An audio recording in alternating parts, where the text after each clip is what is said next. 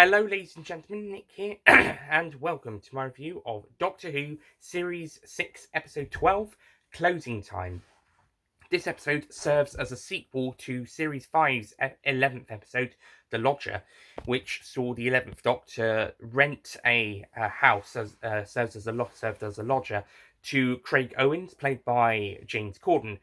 1 year later, he's back to let's face it, plague Craig's life once again in a new house, and now he has a son, Alfie, which he had with his girlfriend, Sophie, played once again by Daisy Haggart, although only in 2 scenes of the episode, plus one other voice message bit. Side note, Sophie and Craig are not married, they're just a boyfriend-girlfriend couple with a son, as it's explained at the end of the episode.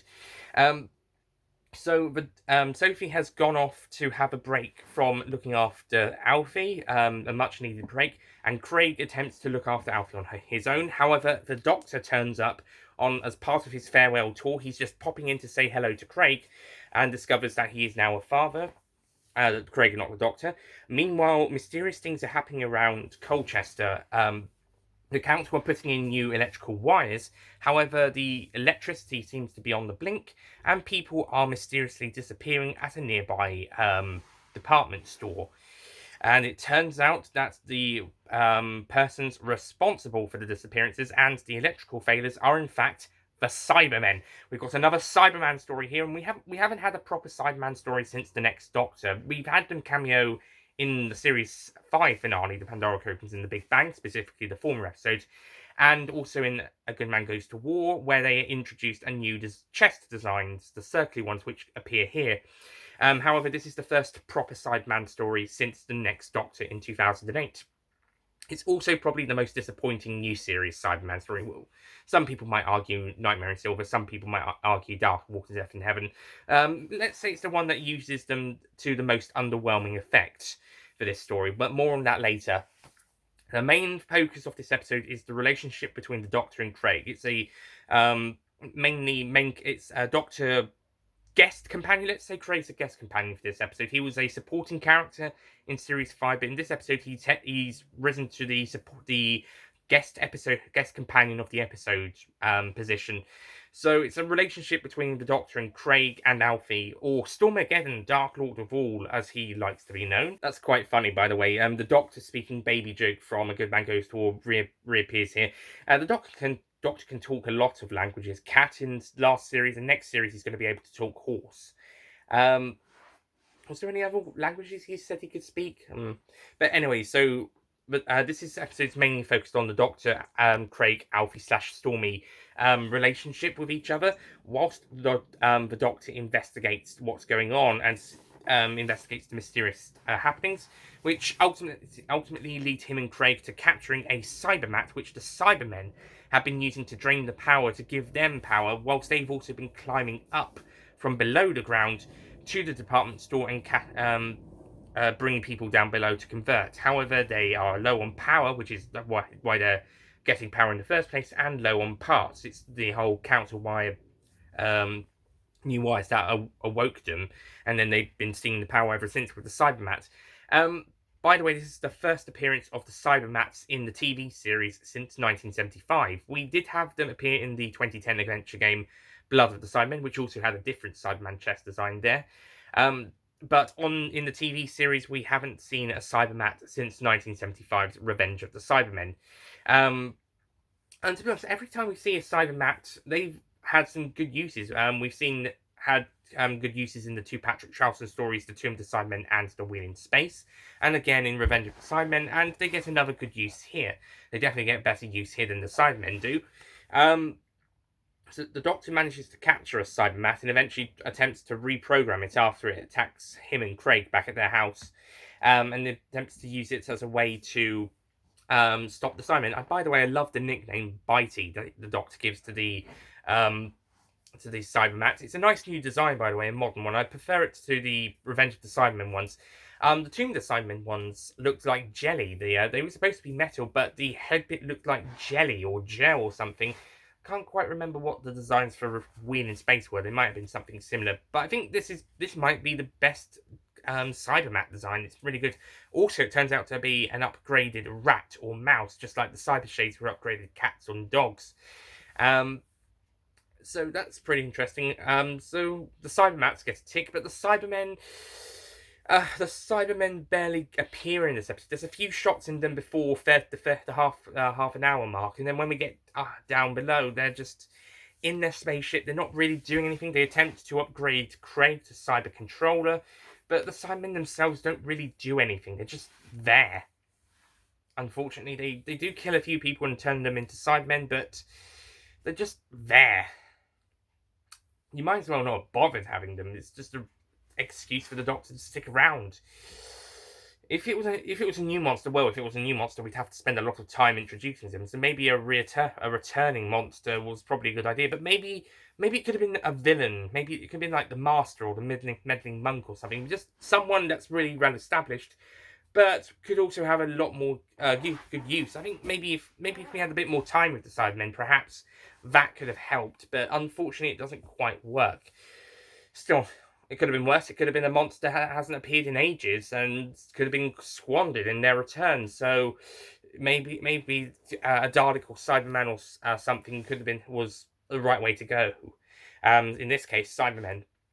But unfortunately, that means the Cybermen get very underused. Also, they attempt to upgrade Craig to become their cyber controller, and they start to remove his emotions when Alfie starts crying.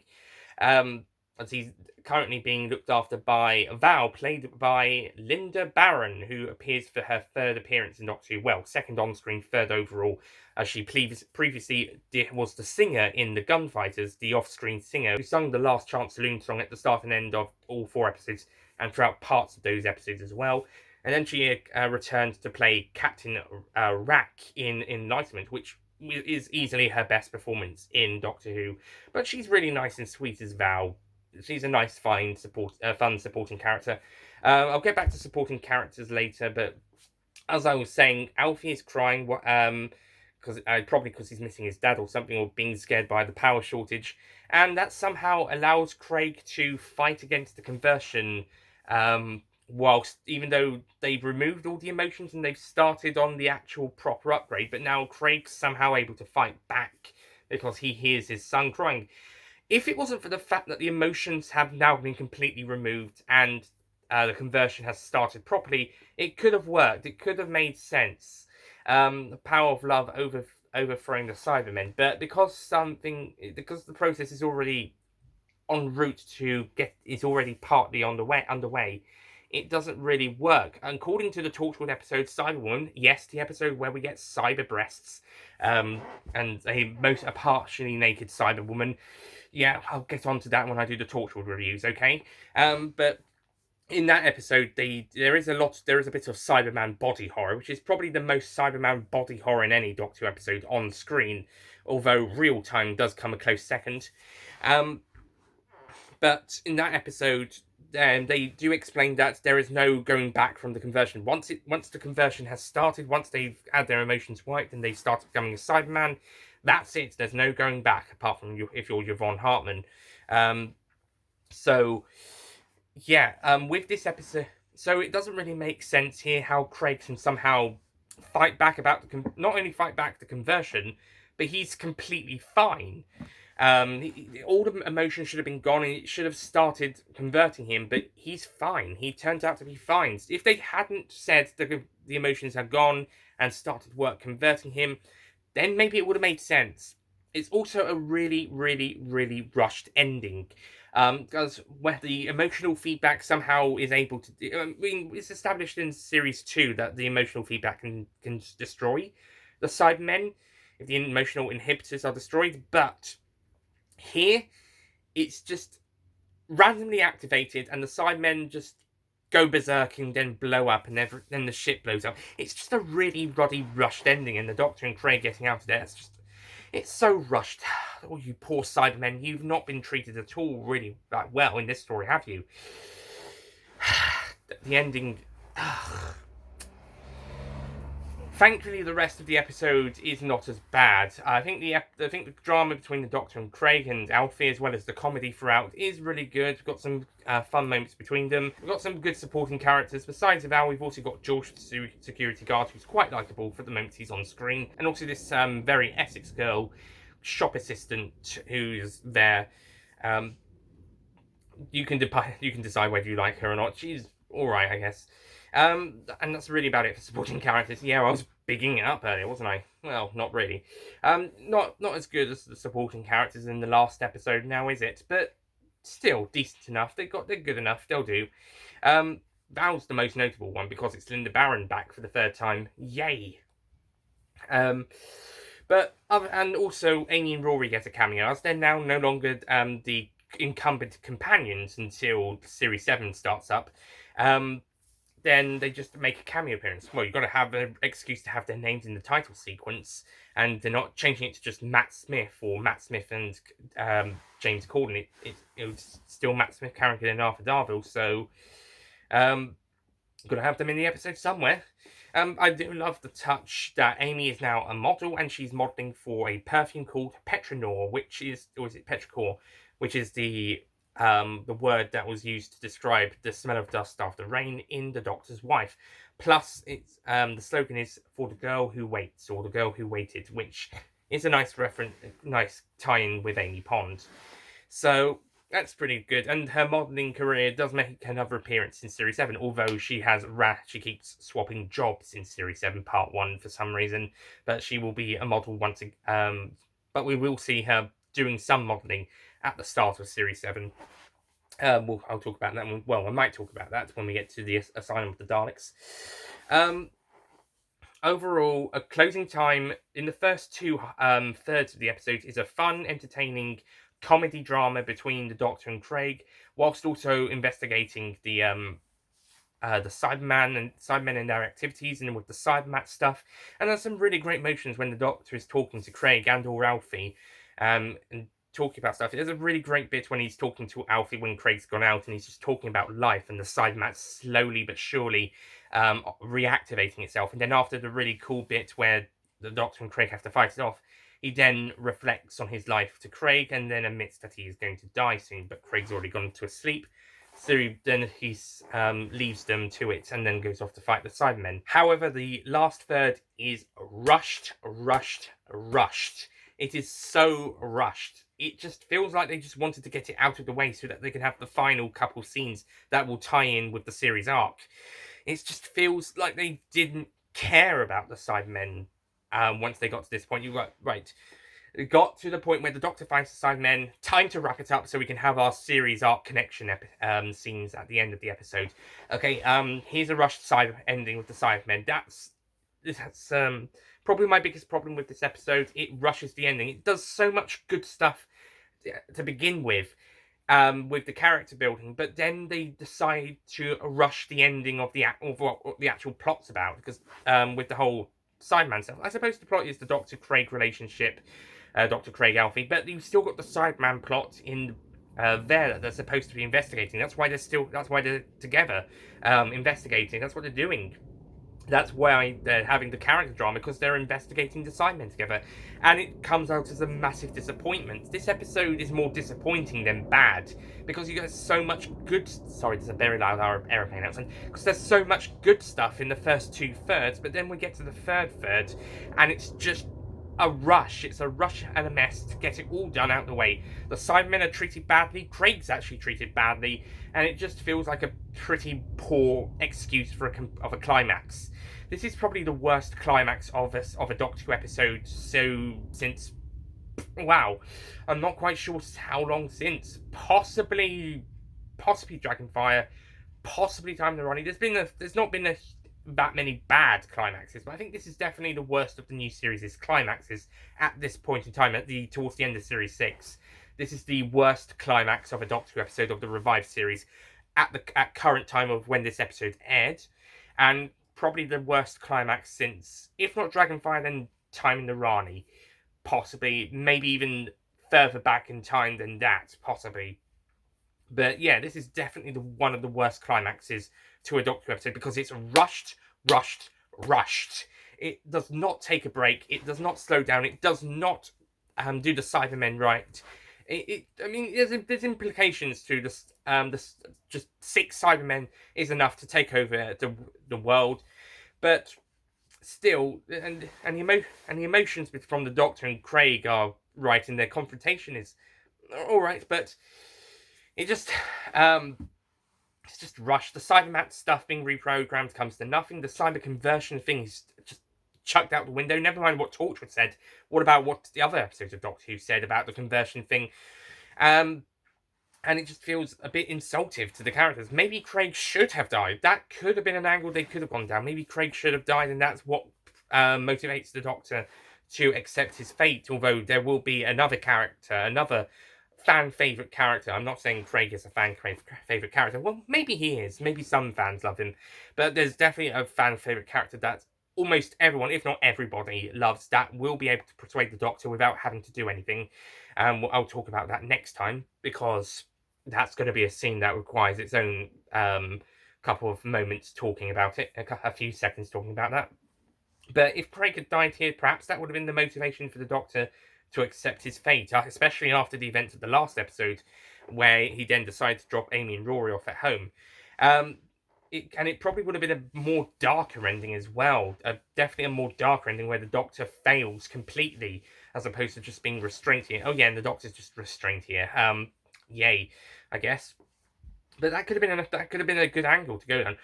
Or alternatively, if you wanted Craig to live and you wanted a whole Alfie is the reason why he fights back against the conversion, don't say that all the emotions have been removed and the conversion actually begins. You could still have him kind of wiping the emotions, but once he hears Alfie crying, then that's when he remembers and then fights back. But don't say it's after they've removed all of the emotions, or at least they supposedly have. And then right after that is the very rushed wrap up of the Cybermen, and that's just about it. It's almost like the last third kind of makes the episode pointless if it wasn't for the character drama. The character drama is fantastic, and I also really enjoyed the Cybermat, and also it's worth having this episode just for Val. But that climax just sucks. The episode ends with the Doctor sorting out Craig's house and taking some dark blue envelopes and letters to use as his as those letters he sends to his younger self, Amy, Rory, River, and Canton Everett Delaware III, as we see in the Impossible Astronaut, the TARDIS blue colours. I think that was more of a coincidence, really. I think the Doctor just decided to pick them up because they looked like TARDIS blue, and Craig is the one who provides him with his Stetson hat. Which originally belonged to the previous house's previous owner, who then left, and that's why that room was left to be rented, which the Doctor then rented for a bit. So, yeah, very disappointing ending, especially as the rest of the episode was doing so good with the character drama, and then the climax is just shit. It's shit. The final couple of scenes see the Doctor talking to some children just before we go, and then they've got some sort of eyewitness account files about the Doctor, which don't really make much sense, because River Song's looking through those in the future after getting her doctorate. It doesn't really make sense that you just have random kids having eyewitness accounts of the Doctor. What, did these kids go and join a organisation of some sort, and they knew the Doctor, so said organisation could use that information, and that's where the eyewitness accounts come from? What, did these kids join UNIT or Torchwood or something? Actually, hold on, this is 2011. UNIT will be disbanded by 2019, and Torchwood's not really operating at the moment. It will pop back in 2015. Aliens Amongst Us and God Amongst Us, which are the 5th and 6th series of Torchwood, so they technically say Torchwood started back operating again in 2017, or Torchwood 3, I should say. Torchwood 3 is in 2011. They're doing stuff in America, and then they'll get themselves back up again in 2017, but then apparently they're going to be disbanded again in 2019. So by 2019, Torchwood and UNIT are either disbanded, or they're going to be disbanded. Perhaps these kids won't join a Earth-defending team unless one of them or one of the organisations returns in the near future. then again, they are kids, so perhaps when they are adults, perhaps there is a organisation to work for. I just find it weird that there's just these eyewitness accounts from these 3 kids, just randomly. This leads to the final scenes of the episode, with River Song being confronted by Madame Kavarian, and Kavarian having her forced into the astronaut suit and then placed in Lake Silencio. So it turns out River Song will be the woman who killed the Doctor. The Doctor is the person she killed, and she is the one in the astronaut suit, ready and waiting for the assassination in the next episode. So, looks like quite a few answers have been already revealed, and we're ready and waiting to see what happens next time. That final scene is really good, by the way. I think a really great bit where Madame Kavarian comes back to get River Song and place her in the astronaut suit with some of her cleric friends and the silences nearby, and the Kavarian singing the TikTok version of the TikTok lullaby from Night Terror's works. Though there is another version of the TikTok Goes the Clock lullaby from Night Terrors that plays over the shot of River in the water, sung by the child peg doll things. We'll get another one in Wedding River Song, by the way, but I think the one at the very end of this episode doesn't need to be there, because Kavarian's already done a really chilling and really great versions already, and now we just have this other one slapped on at the very end. It's okay in Wedding River Song, but I think the peg doll children version at the very end didn't need to be there because Kavarian's one was so good. Anyway, so that's closing time. Great episode in the first 2/3, train wreck in the final third, apart from the couple of scenes at the very end tying in with the series arc concerning River Song. So overall, closing time, great episode with a disappointing and pretty shit climax. The ending's pretty great, though, the ending connecting to the series arc. However, the ending of the story itself is pretty shit. So overall, I will be giving closing time a 6 out of 10.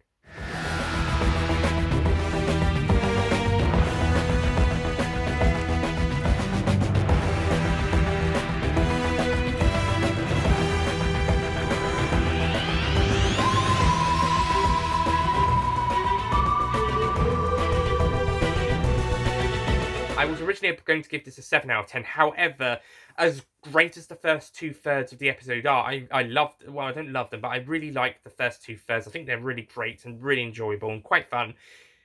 The final third completely ruins it. It's so shit. Apart from those final few scenes with River Song tying in with the series arc, the climax of this story is absolutely shit. It's not a terrible episode. It doesn't drag the whole episode down, but credit where credit's due, and the opposite of credit where it's due. And unfortunately, whilst credit is due in the first 2/3 and then those final few scenes, the final third completely falls flat on its face and into a big pile of shit. So, yeah, closing time. It's a good episode, but that climax is absolutely shit. Possibly the worst climax of a Doctor Who story, at least for a very long time. Definitely the worst in the new series so far, which is a massive disappointment. This was such a great episode until we got to the climax, and it could have been awesome, but it wasn't. And those poor Cybermen, you poor mistreated Cybermen, you deserve better. And unfortunately, I don't think the Cybermen are going to get as good a story. And unfortunately, I don't think they're going to be as treated that well again until 2017. I do like Nightmare in Silver, although my opinion might change on that rewatch. And I don't think Dark Walk's Death in Heaven's that particularly brilliant for them either. So the next proper story after that is World Enough Time and Doctor Falls. So we'll be waiting until that story, the Series 10 finale, till they get some sort of redemption. Side note, The Haunting of Villa Diodati and the Ascension of the Cybermen and the Timeless Children also count as Cybermen stories, and I think they're better than this one just a bit. If the closing time climax was better, that one probably would be better than the Series 12 finale, although Haunting of Villa Diodati is still awesome. That's my second favourite Cyberman story of the new series. Yeah, second favourite after the Series 10 finale. But yeah, closing time. Is it the weakest of the Cyberman stories of the new series? Well, we'll see what Series 7 and 8 Cyberman stories have to say for themselves first. I would say until that final third, it wouldn't, but that final third would make it. So we'll see. But we'll see what the Series 7 and 8 Sideman stories have to say before we get there, before we make that decision. Anyway, that's it from me. Thank you for watching. Next time is the Series 6 finale, The Wedding of River Song. So, see, apart from the questions that have already been answered, either in this episode or previous episodes, Stephen Moffat's going to wrap up the entire series arc and maybe answer a few other questions in one 45-minute episode. Can he succeed? Short answer, not really. Long answer, find out tomorrow in my review of The Wedding of River Song. I'll see you guys then. Goodbye.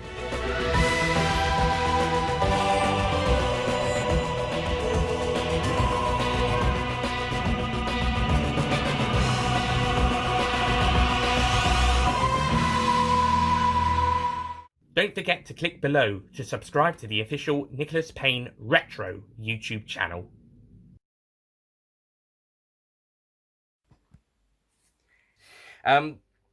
Side note, as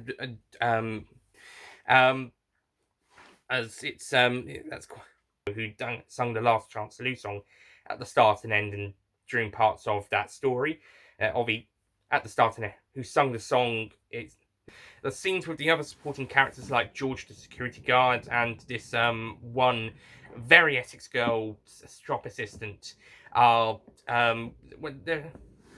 and also this quest to be whether you like her on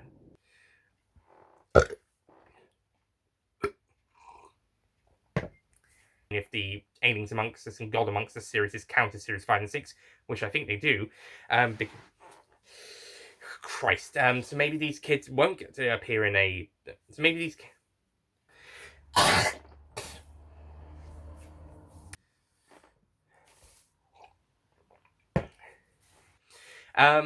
So I will be giving Closing Time a 7 out of 10.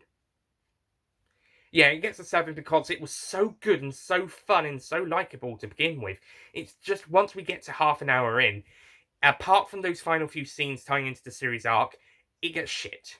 It gets absolutely shit.